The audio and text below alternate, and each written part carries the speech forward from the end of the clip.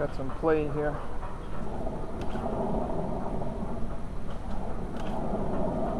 I think you can hear that. That's pretty bad.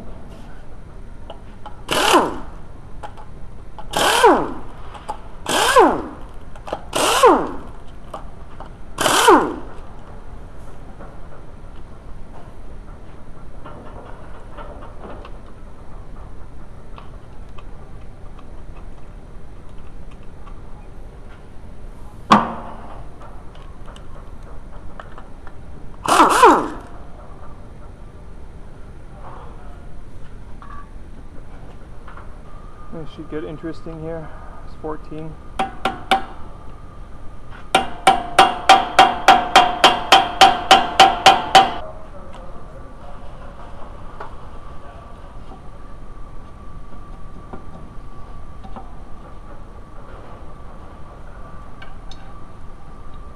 If this doesn't work, I can get somebody to step on the brakes, and then I use a breaker bar.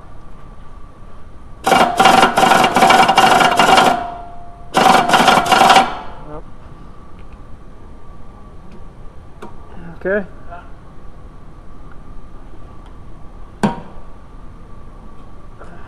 Oh, lucky. I was worried this guy would snap or that this guy would snap. I don't have a 14.5 inch.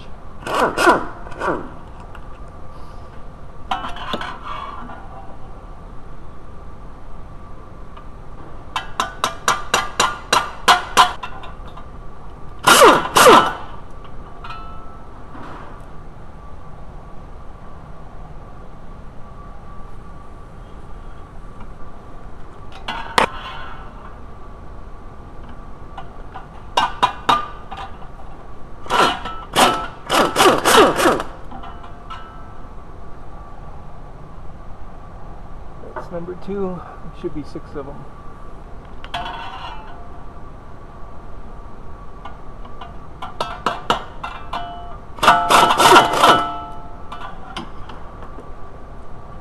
That's 3.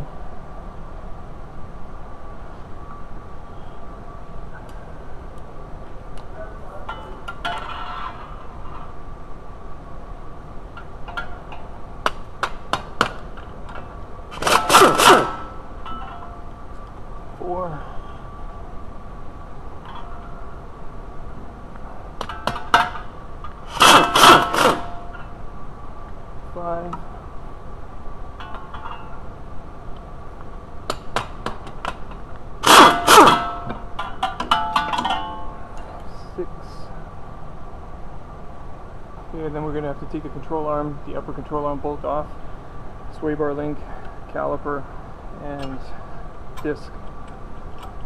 And then that axle should come out. Actually, I could take the bracket off. Let's just go ahead and see what happens here.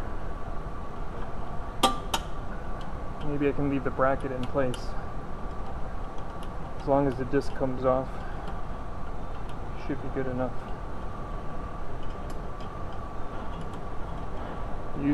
Use power tools where you can. Up to you.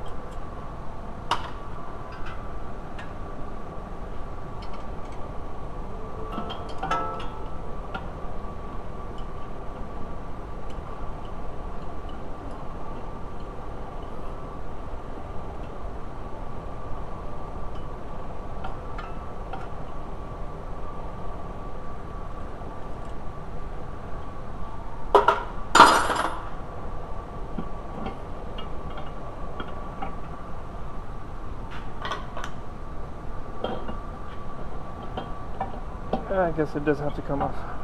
It's been a while since I did one of these. And these are Allen. They should be 8mm.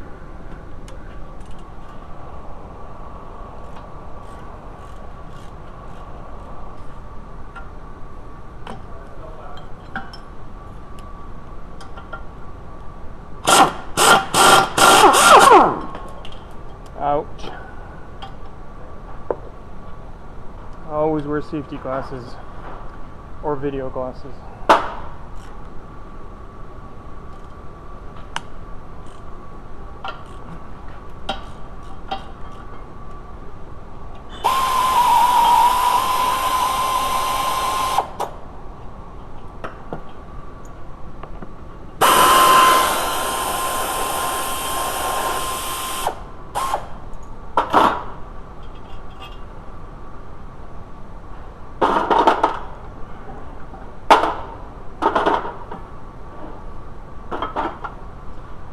Okay, now we take this guy off, and then hopefully we can take the shaft out.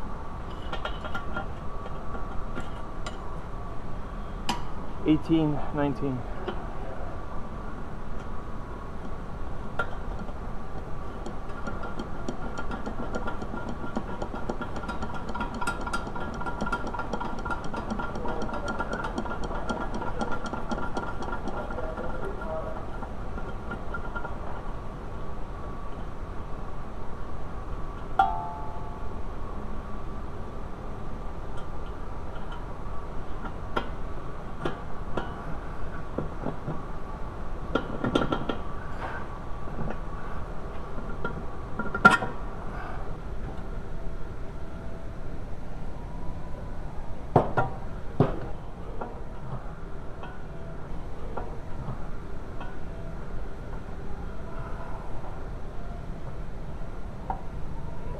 It's coming. Manual says to take the exhaust off.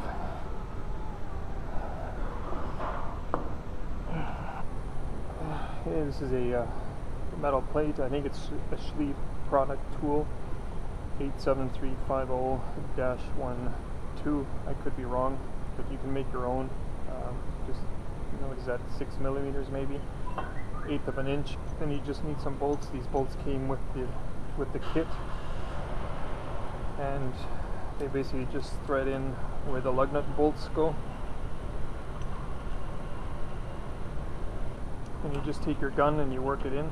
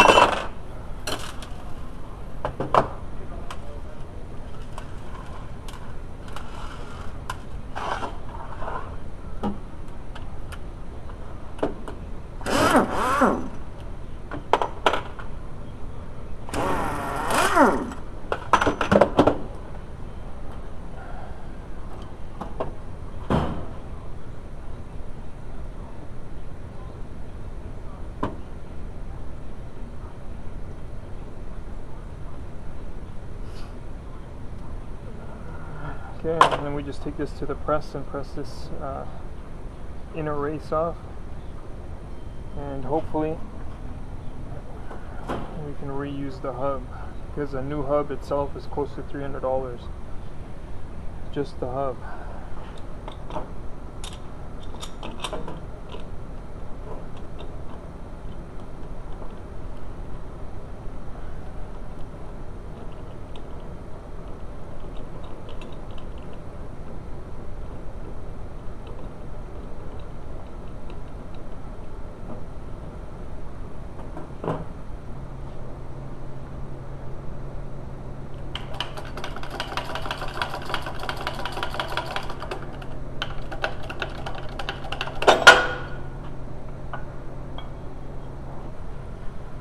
So it looks like the hub can be reused, nice and clean surfaces, and you can see it's a stepped bearing, so you have to make sure that this smaller edge is thicker. So the bearing has two races, a wide one and a narrow one. You want to make sure that the narrow one is on the outside, and as you can see, there's no clip, there's no circlip on the outside. Somebody recently was wondering if there was a clip or not, and they were worried that they forgot to put one in, but there is no groove here for a retaining clip. And there's none on the inside here either.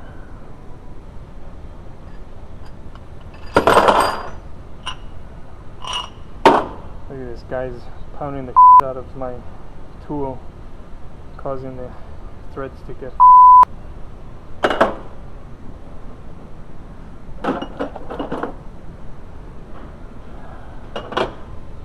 luckily I have backups. You know, you got to think ahead. You always have to have a backup to a backup. Here's my motors, that's my backup, and that's my backup. Even a generic scanner. Backup to a backup.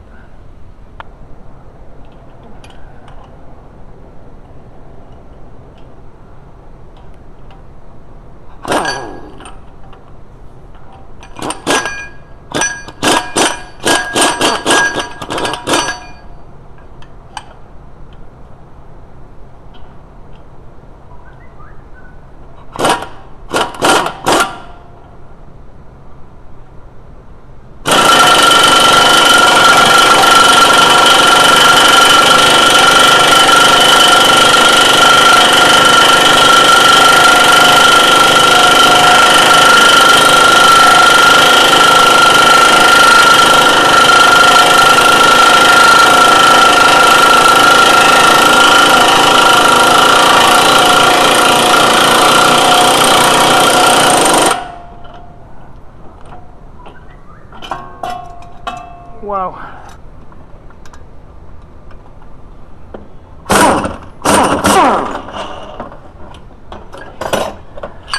You definitely want to make sure that the threads are lubricated.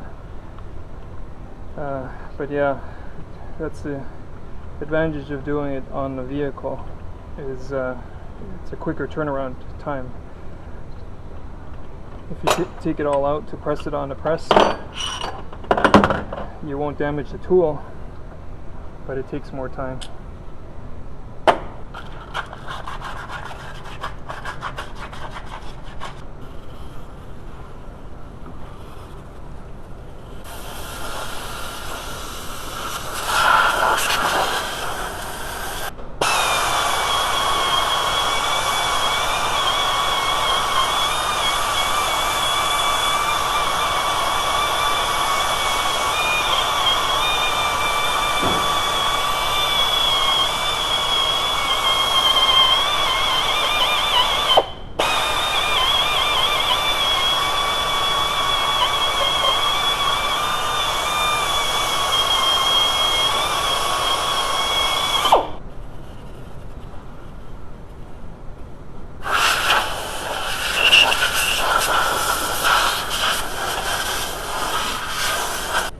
Okay, so here's the wheel bearing, and you can see there are two steps. There's a wide opening and a narrow opening. If you put it in with the wide opening facing in, you can see it'll go onto this, but once it gets to here, it'll bottom out. So you have to turn it this way, so there's play, you can see, and then it'll press into this one, and then this bigger opening will slide over the wider opening here, or the raised lip. And a little bit of lube. You can never have too much lube. More lube.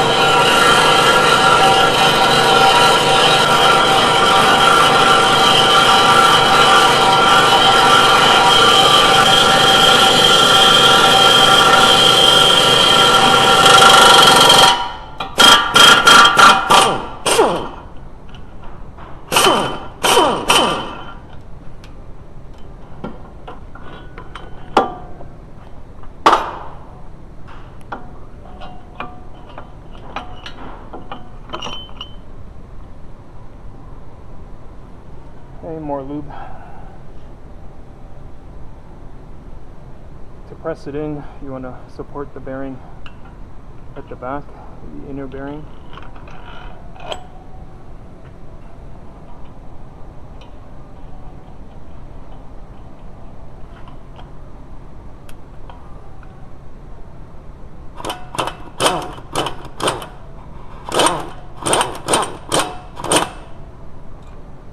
It's a little wobbly at the beginning, but once this second race seats, it'll be tight or snug.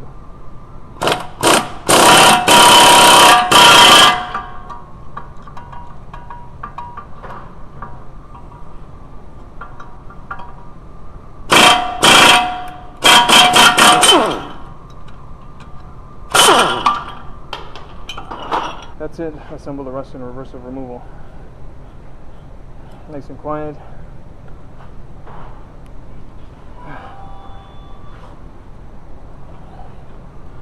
Axle shaft, brakes, and you're done.